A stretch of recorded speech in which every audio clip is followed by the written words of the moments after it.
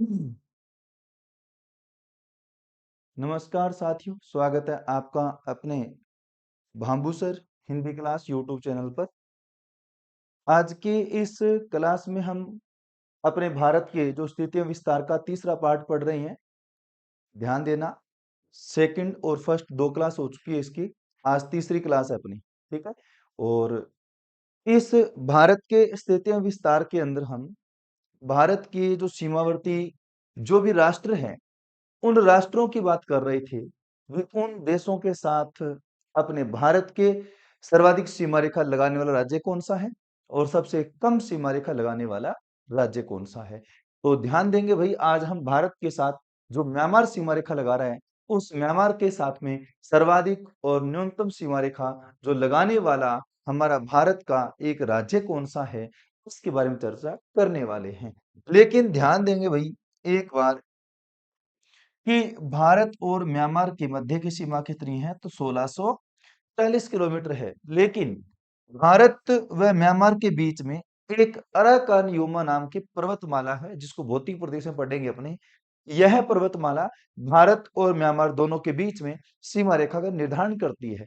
इसीलिए हम बोल देंगे कि भारत और म्यांमार के बीच प्राकृतिक सीमा बनती है। प्राकृतिक सीमा इसलिए बनती है कि हमने एक हिमालय पर्वतमाला को ही आधार मान लिया कि उसके उस साइड में म्यांमार देश होगा और उसके इस साइड में अपना भारत होगा। जैसे देखो, ये देखो, आज ये जो भारत है, भारत की यहाँ इस सीमा पर अराकानी पर्वतमाला है ये। तो इस साइड में म्यांमार हो गया, इस साइड में भारत हो गया है। तो आप कह सकते हैं, जैसे देखो, म्यांमार के साथ भारत के चार राज्य सीमा रेखा लगाते हैं। चार राज्य कौन कौन से, देखो, एक तो आपको मिजोरम ही आ जाएगा, एक मणिपुर आ जाएगा और एक नागालैंड और एक अरुणाचल प्रदेश। चार राज्य हो गए, ध्यान रखना। किसके साथ? म्यांमार के साथ में। भारत के चार राज्य म्यांमार के साथ सीमा रेखा लगाते हैं, जिनमें से सर्वाधिक सीमा रेखा लगाने वाला राज्य और सबसे कम सीमा रेखा लगाने वाला राज्य, यह बात करनी हो तो भाई सर्वाधिक सीमा रेखा लगाने वाला राज्य म्यांमार है। कौन सा है? म्यांमार। लेकिन सबसे कम सीमा रेखा लगाने वाला जो राज्य आएगा वो नागालैंड आएगा। सर्वाधिक सीमा रेखा लगाने वाला राज्य बोले तो कौन सा आएगा? अपना अरुणाचल प्रदेश आएगा। और न्यूनतम बोले तो कौन सा आएगा? नागालैंड आएगा। लेकिन फिर भी देखो दोबारा, क्षेत्रफल में बड़ा कौन है इनमें से? तो बड़ा आपका वही आएगा, अरुणाचल प्रदेश। और छोटा बोले तो वही आएगा, नागालैंड। ध्यान रखना, समझ में आ गई बात ये कि म्यांमार की सीमा रेखा पे बड़ा और छोटा, सर्वाधिक और न्यूनतम, जो हम इस लाइन में पढ़ने वाले हैं। देखो कि म्यांमार के साथ में सर्वाधिक सीमा अरुणाचल प्रदेश लगाएगा और न्यूनतम सीमा रेखा नागालैंड लगाएगा। ऐसे म्यांमार की सीमा पर क्षेत्रफल में बड़ा राज्य भी अरुणाचल प्रदेश है, तो छोटा राज्य भी कौन सा होगा भाई? नागालैंड होगा। फिर देखो, इसके बाद अब जो बात करनी है अपने को भारत और बांग्लादेश के मध्य की सीमा की। और भारत और बांग्लादेश के मध्य की सीमा लगभग 40-96.7 किलोमीटर है। आपको पता है कि भारत के साथ सर्वाधिक स्तरीय सीमा रेखा बनाने वाला जो राष्ट्र होगा, वह राष्ट्र कौन सा है? बांग्लादेश ही है। बिल्कुल वही बात पढ़ रहे हो। बांग्लादेश व त्रिपुरा के मध्य की सीमा रेखा को शून्य रेखा कहा जाता है या जीरो लाइन कहा जाता है। ये बात भी थोड़ी सी आपको ध्यान रखनी है। जैसे मैप के अंदर देखो, ये यहाँ से लेकर ये पूरा त्रिपुरा है, तो त्रिपुरा के तीन ओर की जो सीमा रेखा है, वो जो वो एक प्रकार की जीरो लाइन है या शून्य रेखा है। लेकिन इस बांग्लादेश के साथ में भारत के कितने राज्य सीमा रेखा लगाते हैं? तो एक तो पश्चिम वाला आ जाएगा, एक आपका असम आएगा, एक मेघालय आएगा, एक आपका जो त्रिपुरा आएगा और एक आपका मिजोरम आएगा। ये देखो, 5 राज्य भारत के जो सीमा रेखा लगाएंगे किसके साथ? बांग्लादेश का सीमा रेखा लगाएंगे। समझ में आ रही है ना बात ये? हाँ। फिर देखो इसके बाद, अब इन्हीं में से आप क्या पढ़ोगे कि बांग्लादेश के साथ में सर्वाधिक सीमा बनाने वाला कौन सा आएगा? पश्चिम बंगाल आएगा। लेकिन सबसे कम सीमा रेखा कौन लगाएगा? असम लगाएगा। ऐसे ही क्षेत्रफल में बड़ा राज्य कौन सा होगा? पश्चिम बंगाल होगा। ऐसे छोटा राज्य कौन सा होगा? आपका त्रिपुरा होगा। जो अभी पढ़ के गए अपने लाइन, ध्यान रखना थोड़ा, ठीक है भाई। फिर देखो, इसके बाद जो अगली बात हमारी है, यहाँ तो असम की सीमा दो बार लगती है। किसके साथ? बांग्लादेश के साथ। क्यों लगती है, कैसे लगती है? अगर इसको आप देखना चाहो तो देख लो। ये देखो, यहाँ देखो, असम की एक सीमा रेखा यहाँ से लगती है, एक यहाँ से लगती है बांग्लादेश के साथ में। तो दो बार सीमा रेखा लगती है, ध्यान रखना ये बात। वही किसके साथ? बांग्लादेश के साथ किसकी असम की सीमा रेखा लगती है। फिर देखो इसके बाद भाई आगे यहाँ आ जाओ। अब है जी, बांग्लादेश की सीमा 3 ओर से लगती है। किसके साथ में लगती है? त्रिपुरा के साथ, जो अभी लाइन पढ़ के गए हो आप, ठीक है। बांग्लादेश की सीमा पश्चिम बंगाल और मेघालय की दोनों ओर से लगती है, जो आपको मैंने दोनों लोकेशन बता दी है, ठीक है। इसके बाद जो अगली बात वो यहाँ है, भारत के साथ सर्वाधिक अंतरराष्ट्रीय सीमा को लगाता है बांग्लादेश। अभी पढ़ के गए हो आप, मतलब भारत के साथ सातों देशों में से सर्वाधिक सीमा रेखा लगाने वाला देश आएगा अपना बांग्लादेश, और सबसे कम सीमा रेखा लगाने वाला देश कौन सा आएगा? तो सबसे कम सीमा रेखा लगाने वाला अफगानिस्तान आएगा, जिसकी मात्र 106 किलोमीटर लंबाई है। ध्यान रखना भाई। फिर देखो भारत के साथ सबसे कम अफगानिस्तान, लेकिन भारत के अंतरराष्ट्रीय और स्थलीय तटीय सीमा रेखा बनाने वाला जो कुल संख्या कितनी है? कुल 23 है। इनमें से 23 राज्य और 6 केंद्र शासित प्रदेश है। ये स्थल और जल बॉर्डर वालों की बात हो रही है। आप मैप पर गिन के देखना, पूरे भारत के मैप पर गिन के देखना, बॉर्डर वाले और जो अपने बॉर्डर वाले स्थलीय सीमा रेखा लगाने वाले और बॉर्डर वाले जलीय सीमा रेखा लगाने वाले राज्य टोटल की बात करें तो 23 आ जाएंगे, और जब केंद्र शासित प्रदेश की बात है बॉर्डर की, तो कितने आ जाएंगे? 6 आ जाएंगे। फिर देखो इसके बाद ये रहे। अब एक बड़ी सी इंपॉर्टेंट लाइन अपने लिए कि भारत के 5 राज्य और 2 केंद्र शासित प्रदेश ऐसे हैं जो न तो अंतरराष्ट्रीय और न ही क्या है, तटीय सीमा रेखा लगाते। अब वह कौन से हैं? सबसे पहले देखो, इस मैप में वैसे तो अपने को झारखंड, छत्तीसगढ़, एमपी, हरियाणा, तेलंगाना, ये मैप से पता लग जाएगा कि एक झारखंड यहाँ पे है, इसके पास छत्तीसगढ़ यहाँ पे है, और मध्य प्रदेश यहाँ है, तो हरियाणा अपना यहाँ है, और तेलंगाना यहाँ पे है। तो ये जो 5 राज्य मध्यवर्ती हैं, मतलब बाहरी अंतरराष्ट्रीय प्लस अंतरराष्ट्रीय या जलीय सीमा रेखा नहीं लगाते, उन्हीं की बात कर रहे हो आप। इसके अलावा 2 कैंसर प्रदेश, तो आपको पता है नई दिल्ली भी यहाँ से की है लगभग, और चंडीगढ़, चंडीगढ़ ये रहा। तो ये देखो, ये दोनों ही क्या है, मतलब अंतर्वर्ती है, मध्यवर्ती है, सीमावर्ती नहीं है। मेन बात ये ध्यान रखना है अपने को। इसके बाद सर्वाधिक स्थलीय सीमा को स्पर्श करने वाला राज्य राजस्थान है, मतलब स्थलीय सीमा रेखा जितने भी राज्यों की लग रही है, उन सभी राज्यों में से सर्वाधिक सीमा रेखा लगाने वाला अपना राजस्थान आएगा। तो सबसे कम सीमा रेखा लगाने वाला राज्य कौन सा आएगा? तो बिल्कुल ध्यान रखना, सिक्किम आएगा। लेकिन स्थलीय सीमा पर क्षेत्रफल में बड़ा राज्य बोले तो बिल्कुल अपना राजस्थान ही आएगा, क्योंकि आपको पता है क्षेत्र दृष्टि से भारत का सबसे बड़ा राज्य है कौन सा? राजस्थान ही है ना। बिल्कुल वही बात मैं कर रहा हूँ।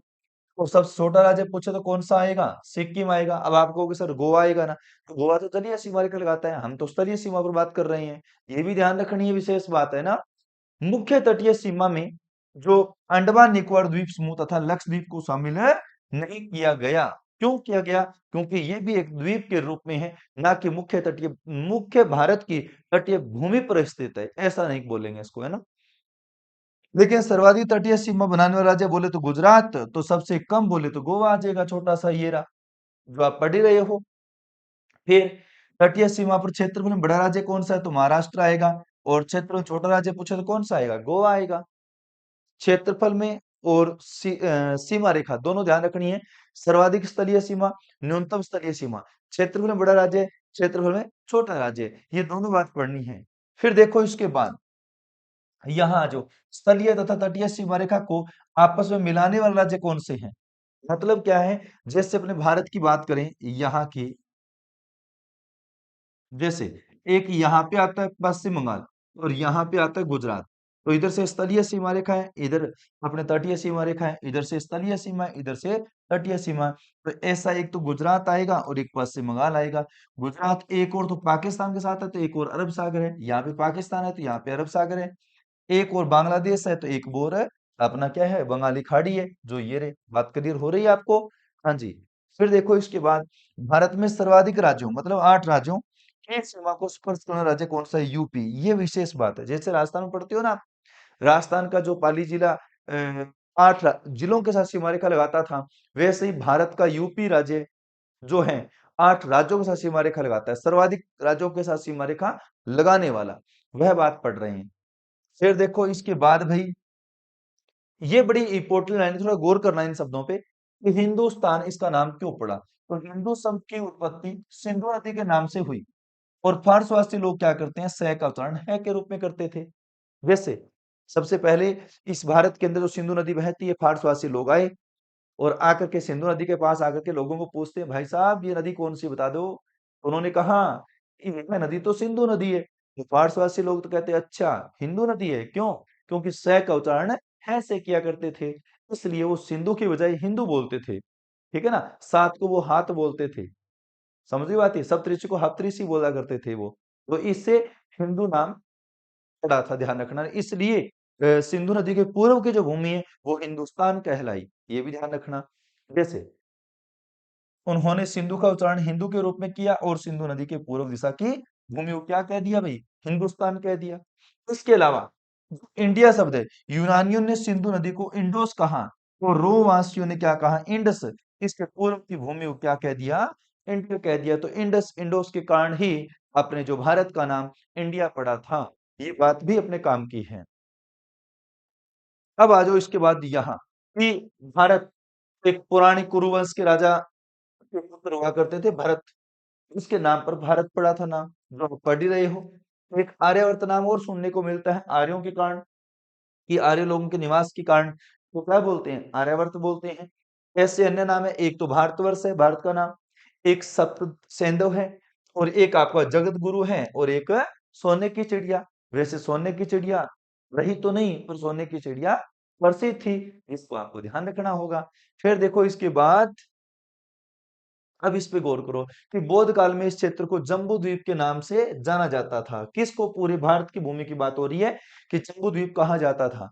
अब उसके अलावा कुछ हमारे एक दो शब्द आते हैं हमें, एक तो क्रिक है और एक कोरी क्रिक है। अब आपको पूछ ले भी क्रिक क्या है, जैसे सर क्रिक पढ़ते हो, कोरी क्रिक पढ़ते हो, कोरी निवेशिका पढ़ते हो, ऐसे नाम आते हैं हमारे सामने। तो क्रिक का मतलब है महासागर का स्थल में घुसा संकीर्ण जलीय भाग। अब आपको होगा, सर ऐसा कैसे? तो देखो, जैसे ये रहा, ये रहा। अब जो ये कोना है, ये जल में घुसा हुआ है, क्योंकि इधर ही पानी है, इधर पानी है, इधर पानी है। और यहां से देखो तो ये रहा, ये संकीर्ण भाग है, यहाँ पे पानी, यहाँ पे पानी, यहाँ पे पानी।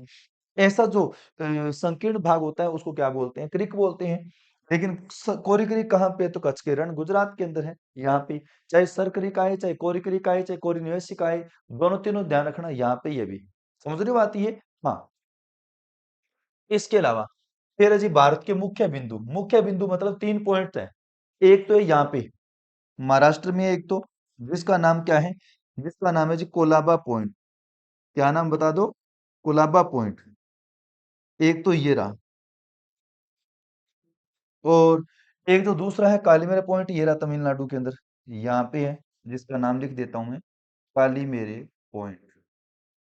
क्या नाम है, कालीमेरे पॉइंट। एक ध्यान रखना। लास्ट और चौथा श्रीलंका में यहाँ पे है एक जाफना पॉइंट, जाफना पॉइंट। तो इनको थोड़ा सा है ना अच्छे से पढ़ लेना। कई बार क्या सीधा प्रश्न आता है कि निम्न में से कौन सा पॉइंट अपने भारत का नहीं है, तो भारत का नहीं है जो क्या है, ये रहा श्रीलंका का है। समझ में आ गई बात ये? इनको भी विशेष तरीके से याद रखना है। फिर आ जाओ यहाँ पे। अब देखो प्रमुख चैनल क्या है, प्रमुख चैनल क्या है, ये अपना मोस्ट बिंदु, इंपॉर्टेंट बिंदु, इस पर थोड़ा सा गौर करेंगे आप। ठीक है ना, कि प्रमुख चैनल क्या है, तो सुनोगे ध्यान से।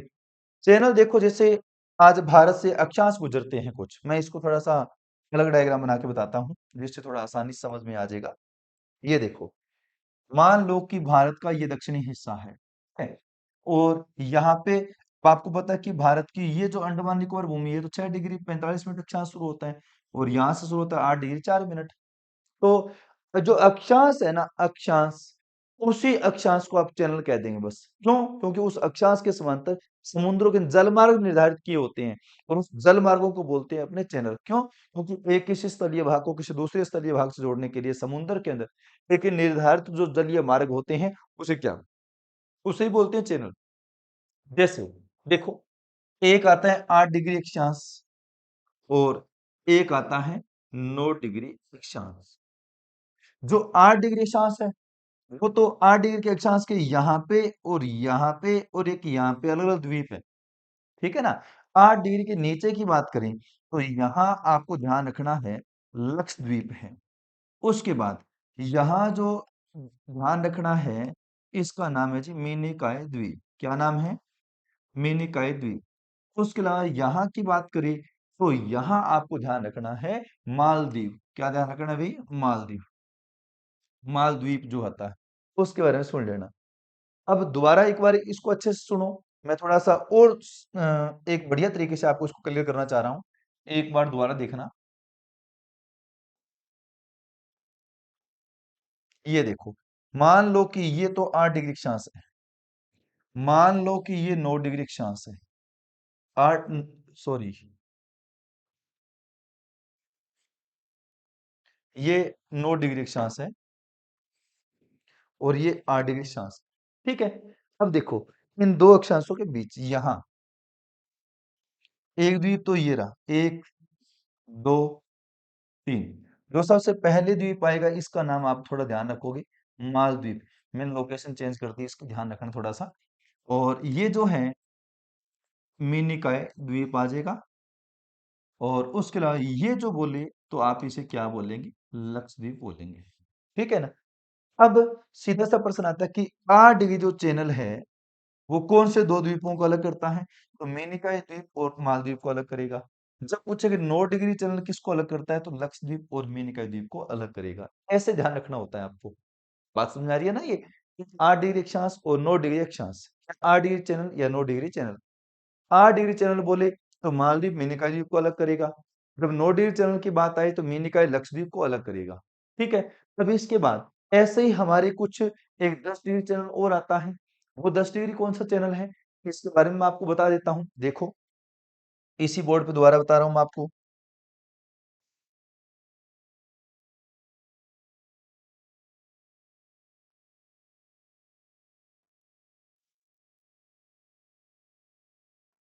1 मिनट भाई। देखो, अब जो बात कर रहे हो ना आप, ये अंडमान निकोबार द्वीप समूह की बात कर रहे हो। जैसे मान लो ये पूरा पूरा अंडमान निकोबार द्वीप समूह है, इनको बीच में से दो भागों में बांटने वाला जो चैनल आएगा वो आएगा आपको 10 डिग्री चैनल। क्या आएगा? 10 डिग्री चैनल।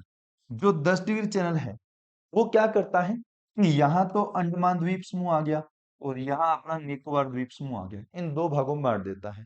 अंड वैसे अंडमान निकोबार द्वीप समूह एक था, लेकिन इसके दो पार्ट बना दिए। जो ऊपर भाग कहलाया इसका नाम तो आ जाएगा अंडमान द्वीप समूह। और जो दक्षिण वाला भाग है ना, इसको ध्यान रखना, निकोबार द्वीप समूह। क्या नाम आ जाएगा? निकोबार द्वीप समूह। ये ध्यान रखना। तो सीधा सा आपके लिए प्रश्न है कि अंडमान द्वीप समूह को निकोबार द्वीप समूह से अलग करने वाला चैनल कौन सा है? तो 10 डिग्री चैनल आ जाएगा। फिर क्या है, कई बार इसमें से और अच्छे से प्रश्न पूछ सकता है वो। इसमें से अच्छे से कैसे? तो मैं उसको भी और बता दूंगा। जैसे इसको चार भागों में बांट दिया, एक, दो, तीन, चार। इसको तीन भागों में बांट दिया, जैसे एक, दो और तीन। ये द्वीप है। ये अंडमान समूह के अंडमान द्वीप समूह के द्वीप है। ये निकोबार द्वीप समूह के द्वीप है। जैसे इसकी बात करें तो इसके बारे में आपको ध्यान रखना है, उत्तरी अंडमान द्वीप। ठीक है। और जब इसकी बात करें तो आपको ध्यान रखना है अभी मध्य अंडमान द्वीप। क्या नाम आ जाएगा? मध्य अंडमान द्वीप। इसके बाद जो ये है इसके बारे में आप ध्यान रखोगे, दक्षिणी अंडमान द्वीप। दक्षिणी अंडमान द्वीप तो लास्ट आएगा ना, इसके बारे में आपको ध्यान रखना, लिटिल या लघु अंडमान द्वीप। बस ये चीज अपने को ध्यान रखनी है। उसके अलावा निकोबार द्वीप समूह की बात आए तो इसको भी आप चार भागों में बांटोगे। चार भागों में कैसे बांटोगे? जो सबसे पहला द्वीप है इसका नाम आएगा जी कार निकोबार द्वीप। क्या नाम आ जाएगा? कार निकोबार द्वीप। इसके बाद बात करें तो आपका आ जाएगा मध्य निकोबार द्वीप। मध्य निकोबार द्वीप। और लास्ट जो बात करेगा वो आ जाएगा आपको ग्रेट निकोबार द्वीप। ये ध्यान रखना, ग्रेट निकोबार द्वीप। अब ये देखो, इनमें क्या है, बड़ी अच्छे तरीके से पर्सन फिर बना सकता है सिर्फ आपके लिए। देखो कैसे कि आपको ये कह दे कि लिटिल अंडमान द्वीप को कार निकोबार द्वीप से अलग करने वाला चैनल कौन सा आएगा, तो भी आपको 10 डिग्री चैनल ही बोलना होगा। ये ध्यान रखना, तो भी आपको 10 डिग्री चैनल बोलना होगा। बात समझ में आ गई ना? भी चाहे तो ऐसे प्रश्न पूछ सकता है वो, और चाहे वो इन द्वीपों के माध्यम से भी प्रश्न आपसे पूछ सकता है, तो भी आपको 10 डिग्री चैनल बताना होगा। लेकिन एक आता है वो जो दक्षिणी अंडमान और इस दक्षिणी अंडमान और लिटिल अंडमान द्वीप के बीच का जो भाग है, इसको क्या बोलते हैं सर? इसको बोलते हैं, यहां पर ध्यान रखना, डंकन पास। क्या बोलते हैं? Duncan pass. डक्कन पास या डंकन पास, ये दक्षिणी अंडमान और लिटिल अंडमान द्वीप के मध्य जो गुजरे वाला चैनल है उसको बोलते हैं डंकन पास। ठीक है, लेकिन इसका कोई अक्षांश फिक्स नहीं है भी, ये अक्षांश इसको अपने डंकन पास बोलते हैं। जैसे यहाँ 10 डिग्री चैनल आया है, 8 डिग्री चैनल आया है, 9 डिग्री चैनल आया है, इनके बारे में ऐसे ही बात करूं तो देखो, ये तो उत्तरी अंडमान द्वीप, इसके जस्ट ऊपर है भारत का मैप, देखना आप, यहाँ पे म्यांमार देश आता है। कौन सा देश आता है? म्यांमार। और म्यांमार देश का भी एक द्वीप है जिसका नाम है कोको द्वीप। आपने सुना भी होगा, क्या नाम? कोको द्वीप। ये जो कोको द्वीप है ना, ये म्यांमार का है। किसका है? म्यांमार का। लेकिन जब यहां तक की बात और आ जाए, तो भी आपको इसके बारे में पहचान करना होगा कि इस म्यांमार और अपने जो भारत को अलग करने वाला चैनल पूछे, तो भी आपको कभी ध्यान रखना कोको चैनल ही बोलना है। क्या बोलना है? Coco Chanel. देखो, पूछने का तरीका चेंज कर सकता है वो। एक तो आपको ये कहेगा कि भारत और म्यांमार के बीच में गुजरने वाला या भारत से म्यांमार को अलग करने वाला चैनल कौन सा है, तो भी आपको कोको चैनल बोलना है। लेकिन वो वास्तव में द्वीप के बारे में पूछ सकता है कि कोको द्वीप को उत्तरी अंडमान द्वीप से अलग करने वाला चैनल कौन सा आएगा, तो भी आपको कोको चैनल ही बोलना होता है। कौन सा बोलना होता है? Coco Chanel. ऐसे ही हमारे इस द्वीप समूह के दक्षिण में आपको पता है, यहाँ पे एक द्वीप समूह आता है जिसका नाम है इंडोनेशिया। और इंडोनेशिया का जो द्वीप है, इसका नाम आता है सुमात्रा द्वीप। कभी गलती से सुना हो तो आपने, जो सुमात्रा द्वीप है ना, ये इंडोनेशिया द्वीप समूह का है, भारत का नहीं है ये। लेकिन वही बात कि इस इंडोनेशिया द्वीप समूह से भारत को अलग करने वाला, तो यहाँ जो चैनल आएगा ना, इस चैनल को क्या बोलोगे आप? ग्रेट चैनल बोलोगे। क्यों बोलो ग्रेट चैनल?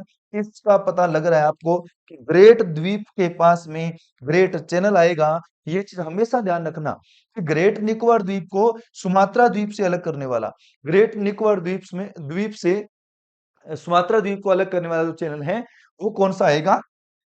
ग्रेट चैनल आएगा। लेकिन इसको ये भी बोल सकते हैं भारत से इंडोनेशिया को अलग करने वाला, या इंडोनेशिया भारत के बीच में से गुजरने वाला चैनल कौन सा, तो भी आपको कौन सा बोलना होगा? ग्रेट चैनल ही बोलना होगा। तो अब एक बार आप देखो कि सारे चैनल्स आपको अच्छे समझ में आ गए होंगे। इसी को ही हम दोबारा एक बढ़िया तरीके से पढ़ रहे हैं। वापस आओ इस बिंदु पे, देखो अभी मैंने बताया कि एक 8 डिग्री चैनल जो है वो मालदीव और मिनिकॉय द्वीप को अलग करेगा। 9 डिग्री चैनल जो है लक्षद्वीप और मिनिकॉय द्वीप को अलग करेगा। ये बताया मैंने। 10 डिग्री लघु अंडमान और कार निकोबार को अलग करेगा। वापस बैक करके देख सकते हो आप इसे। फिर देखो, ग्रेट चैनल जो आएगा सुमात्रा इंडोनेशिया में निकोबार को अलग करेगा, या आप कह सकते हो भारत को इंडोनेशिया से अलग करेगा, ये भी तो लाइन बोल सकते हो। इसके बाद आ जाओ पाक चैनल। पाक चैनल से पहले एक दक्कन पास आया था, ये रहा, ये मैंने बता दिया है। दक्षिणी अंडमान और लघु अंडमान के बीच में गुजरने वाला चैनल कौन सा आएगा? तो ध्यान रखना, दक्षिणी अंडमान और लघु अंडमान के बीच जो गुजरने वाला चैनल वो कौन सा है? डंकन पास है। कौन सा है भी? Duncan pass. इसी को ही अब क्या करना है, इनको और देखोगे अच्छे से। ये भी हो गया ना कोको चैनल भी, कोको द्वीप और उत्तरी अंडमान को अलग करने वाला चैनल अभी बता दिया मैंने। अब मैं इन तीनों के बारे में बता रहा हूँ, 1, 2 और 3। ये बस 2 बार आ गया, पाक की खाड़ी, पाक चैनल, एक ही बात है। 2 ही रह गए मूल रूप से। इनको आप है ना मैप से देखो वापस। यहाँ देखो, यहाँ आपको पता है कि श्रीलंका है, तो श्रीलंका के लगभग ऊपर देखो, यहाँ से तो आती है पाक की खाड़ी और यहाँ आती है मन्नार की खाड़ी। क्या आती है? यहाँ तो आएगी पाक की खाड़ी, ठीक है, और यहाँ आएगी मन्नार की खाड़ी। बस इनकी लोकेशन ही पता होनी चाहिए आपको कि मनारी खाड़ी यहाँ पे है और पाक की खाड़ी यहाँ पे है। समझ रही हो बात ये? और एक चीज और बताऊं, तो इन दोनों को अलग करने वाली कौन सी है? पाक जल संधि है। यहाँ पे जो जल संधि है ना, इसका नाम क्या है? पाक जल संधि है। ये चीज थोड़ी सी ध्यान रख लेना भाई, पाक जल संधि, इसको याद रख लेना कि पाक जल संधि पाक की खाड़ी मनारी खाड़ी को अलग करता है, या श्रीलंका को भारत से अलग करती है। ये भी आपको बोलना पड़ सकता है, ये भी चीज ध्यान रखना। अब उसके बाद अगले बिंदु पे आ जाओ वापस। यहाँ देखो, एक स्थान आता है जी प्रायद्वीप। क्या होता है? एक आता है खाड़ी क्या होता है, एक आता है चैनल क्या होता है। प्रायद्वीप के बारे में आप जानते हैं कि ऐसा स्थल का भाग जिसके तीन ओर क्या हो, जल हो, वो होता है प्रायद्वीप। ठीक है। खाड़ी इसका उल्टा हो जाएगा। खाड़ी उल्टा क्या हो जाएगा? वैसे देखो ये जलीय भाग है, ये जल है, तो ऐसा स्थलीय भाग जल के तीन ओर हो, ऐसा स्थलीय भाग जल के तीन ओर हो, वो क्या होता है? खाड़ी होता है। बस इतना ही फर्क है। इसका उल्टा है, प्रायद्वीप का उल्टा खाड़ी, और खाड़ी का उल्टा क्या है? प्रायद्वीप है। चैनल तो बताया अभी कि दो स्थलों खंड के मध्य एक जो पतला जल प्रवाह होता है, पतला जल प्रवाह आने जाने का जो रास्ता होता है, चाहे समुद्री भाग हो चाहे कोई नदी हो, उसको आप बोल देंगे। जैसे नदियों से भी तो नावें चलती हैं, वहां पर भी आप चैनल बोल सकते हैं। ठीक है ना? फिर देखो इसके बाद यहाँ आ जाओ कि अंतरीप। अंतरीप क्या होता है? वैसे जो शब्द मैं बता रहा हूँ आपको, ये क्या है, कई बार एग्जाम में पूछे गए हैं, तो इनको थोड़ा सा आपने ध्यान में रखा होगा। जैसे स्थलखंड का जो तीखा भाग जो है जल में घुसा हो, उसे अंतरीप बोलते हैं। जैसे आपको पता है कि भारत का दक्षिण हिस्सा ये रहा, तो ये जो जल में घुसा हुआ भाग है, तीखा भाग, और ये जो कहलाता है इसको बोलते हैं आप अंतरीप। जैसे कुमारी का अंतरीप बोलते हो ना। हाँ। भूमध्य से इंदिरा पॉइंट के मध्य की दूरी, मतलब भारत का अंडमान निकोबार ये रहा और इसका इंदिरा पॉइंट ये रहा, और ग्लोब पर जो भूमध्य रेखा है, भूमध्य रेखा से इस इंदिरा पॉइंट की दूरी कितनी है? मात्र 876 किलोमीटर है। ये रेलवे के अंदर प्रश्न आया हुआ था, इसलिए मैंने आपको थोड़ा सा दे दिया। आप पढ़ लेंगे दोबारा, भाई रिवाइज करना जरूरी है। इसके बाद एक लाइन और देखो कि विश्व में क्षेत्रफल दृष्टि से भारत के देश, सॉरी, विश्व के बड़े देश जिसमें भारत का स्थान कौन सा है? भारत का स्थान आएगा अपना सातवां।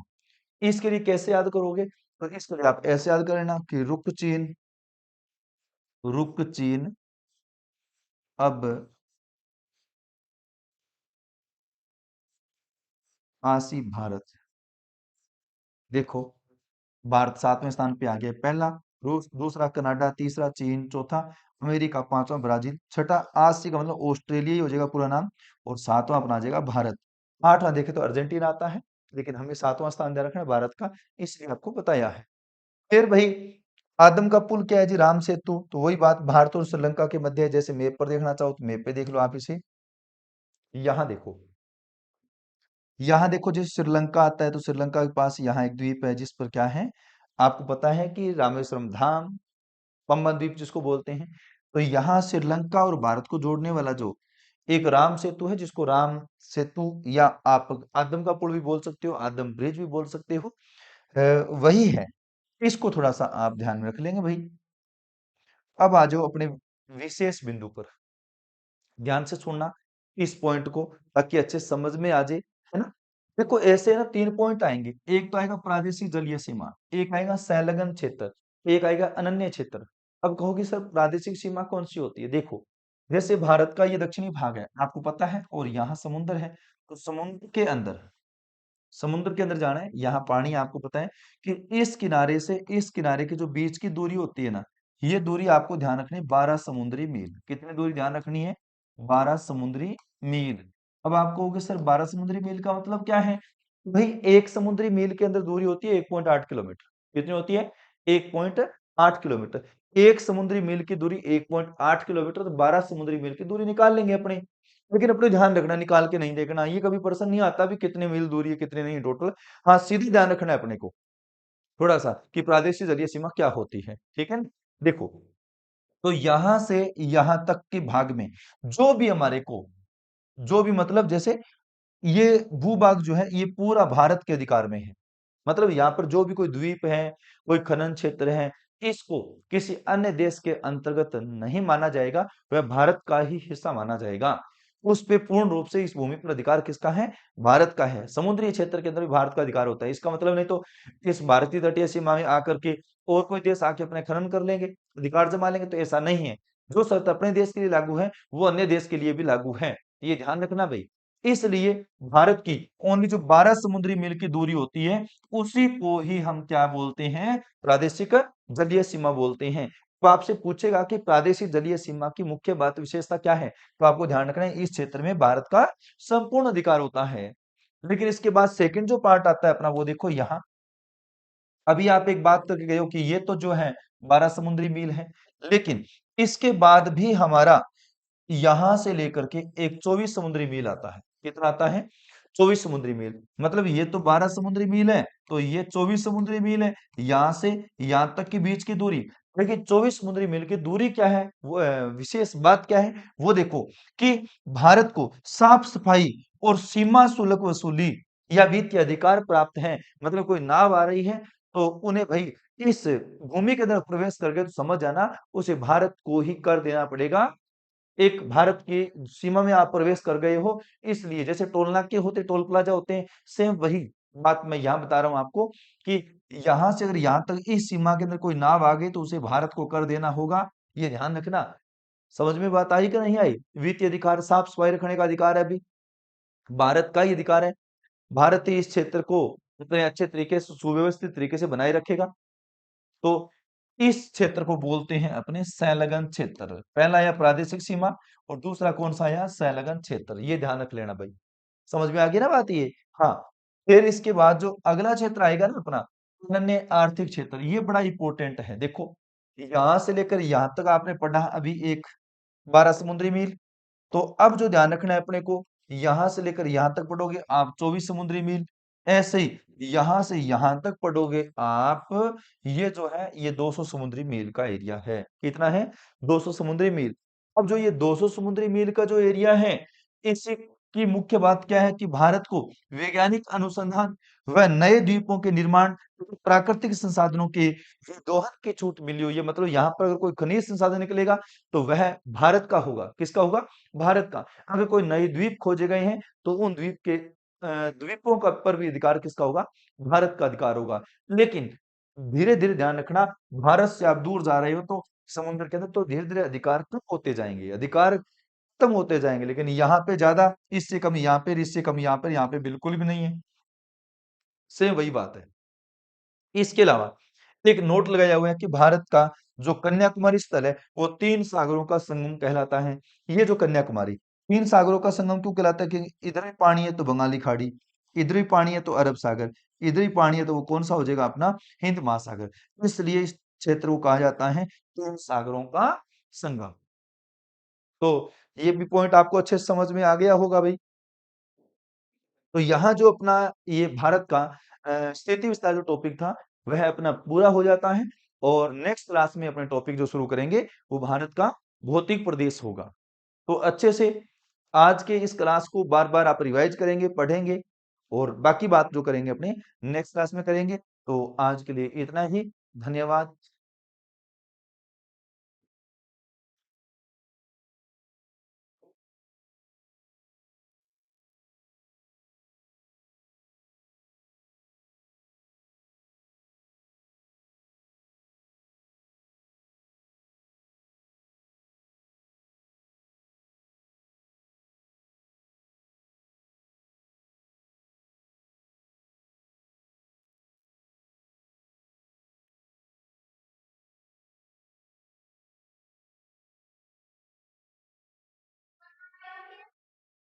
चाय पिला दूं?